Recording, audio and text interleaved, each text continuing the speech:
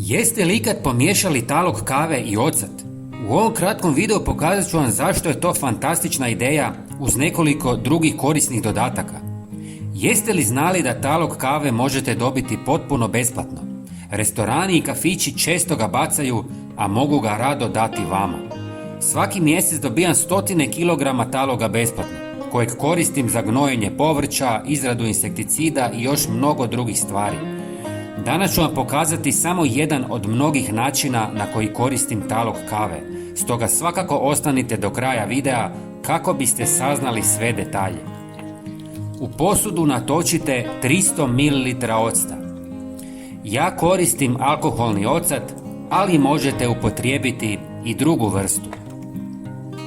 Zatim dodajte jednu ili više žlica taloga kave.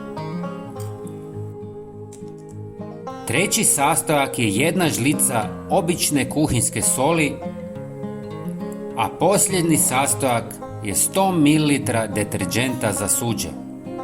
Ako želite potpuno prirodno sredstvo, jednostavno izbacite deterdžent. Sada sve dobro promiješajte oko minutu. Ako je smjesa pregusta, možete dodati malo vode. Ovi sastojci zajedno stvaraju moćno, ali prirodno sredstvo za čišćenje posuđa i tvrdokornih mrlja.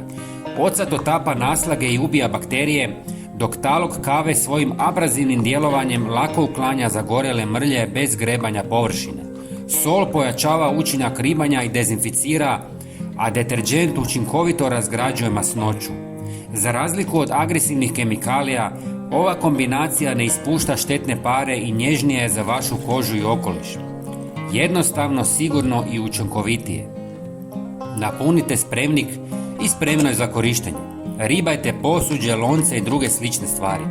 Prijatelji, bilo bi nam drago da podijelite ovaj video sa poznanicima kako bismo i njima pomogli. Hvala vam puno i pozdrav!